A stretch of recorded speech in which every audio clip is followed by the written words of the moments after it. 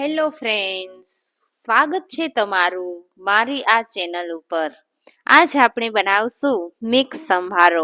Mix સંભારો બનાવવા માટે અહીંયા મેં એક ગાજર લીધું છે અને ગાજરની હું છાલ હટાવી દઉં છું. એક મૂળો લીધો છે, મૂળાની પણ આ રીતે છાલ હું હટાવી દઉં છું. કેપ્સિકમ લીધું છે જેને મેં અડધાથી પણ ઓછું લીધું છે. આ રીતે વચ્ચેથી થોડો ભાગ દૂર કરી અને પાતળી અને લાંબી સ્લાઇસ મેં ગાજરની કરી લીધી છે અને સેમ એ જ રીતે મૂળાને પણ એ જ સાઈઝમાં પાતળી અને લાંબી સ્લાઇસ કરી લઉં છું. કેપ્સિકમને પણ સેમ એ જ રીતે પાતળું અને સેજ લાંબુ સુધારી લેવાનું છે. મરચું પણ એ જ રીતે સમારી લેવાનું છે. જો વધારે સ્પાઇસી કરવું હોય તો વધારે મરચાં લઈ શકાય. કોબીજને પણ હું પાતળી અને લાંબી સ્લાઇસમાં કટ કરી લઉં છું. મરચું મારે તીખું હતું એટલે મેં એક જ લીધું છે, બીજું નાખવાની જરૂર રહી નથી. વચ્ચેથી બીનો ભાગ પણ મેં કાઢ્યો નથી. એ રીતે હું અહીંયા કાકડીની પણ પાતળી અને લાંબી સ્લાઇસ કરી લઉં છું. મિક્સ સંભારામાં અહીંયા બટેટું અને દૂધી મેં સ્કીપ કર્યા છે, બાકી બટેટું અને દૂધી પણ લઈ શકાય. ખૂબ જ સરસ ટેસ્ટી આ સંભારાની જરૂરથી એકવાર ટ્રાય કરજો. બધું જ આ રીતે સમારી લીધું છે અને એક વાસણમાં હું તેલ લઈ લઉં છું.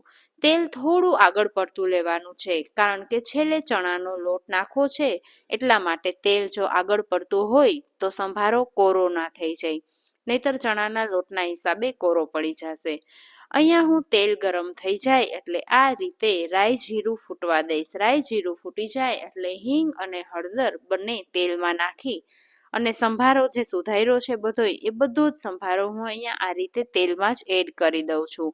કેપ્સિકમ બાકી રાખવાના છે, જેને હું થોડી વાર પછી એડ કરવાની છું. આ રીતે બધો સંભારો મેં તેલમાં નાખી દીધો છે અને સ્પૂનથી ઉપરથી નીચે હલાવી અને ધીમા ગેસ ઉપર થોડી વાર માટે થવા દેવાનો છે. જો ઢાંકણ ઢાંકી દેશું તો લાંબી સ્લાઇસમાં સુધારેલા કટિંગ બધા જ સરસ રીતે ચડી જશે. આ સંભારો હું કાચો પાકો નથી રાખવાની, વધારે જ શેકાવા દેવાનો છે. સ્વાદ પ્રમાણે મીઠું લઈ લીધું છે અને અડધી સ્પૂન જ ખાંડ લીધી છે, કારણ કે લીંબુ એડ કરવાનું છે એટલે સાથે જો ખાંડ હોય તો વધારે ટેસ્ટી થાય. આ રીતે બધું હલાવી લેવાનું છે અને થોડી વાર માટે ઢાંકણ ઢાંકી અને આને થવા દેશું. અને પછી એને કેપ્સિકમ નાખવાનું છે. કેપ્સિકમ પહેલાથી નાખવાની જરૂર રહેતી નથી. આ રીતે થોડી વાર થઈ ગઈ છે, અધગચરું બધું શેકાઈ ગયું છે અને પછી મેં કેપ્સિકમ મિક્સ કરી દીધું છે, તો પણ બધાની સાથે સરસ જ થઈ જશે.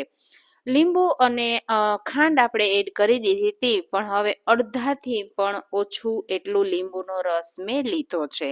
ગળાશ અને ખટાશ બે આવશે એટલે સંભારો એટલો ટેસ્ટી બનશે કે શાકની પણ જરૂર નહીં પડે.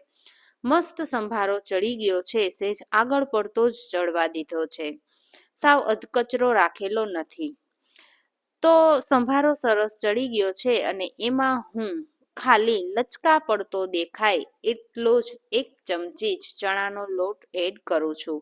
તો જોઈ શકો છો મસ્ત મજાનો સંભારો થઈ ગયો છે. તેને આપણે સર્વિંગ પ્લેટમાં લઈ લીધો છે. જરૂરથી એકવાર ટ્રાય કરજો આ સંભારાની. ખાલી કોબીજ મરચાંનો, ગાજર મરચાંનો તો આપણે કરતા જ હોય. તો કેવો લાગ્યો મારો વિડીયો?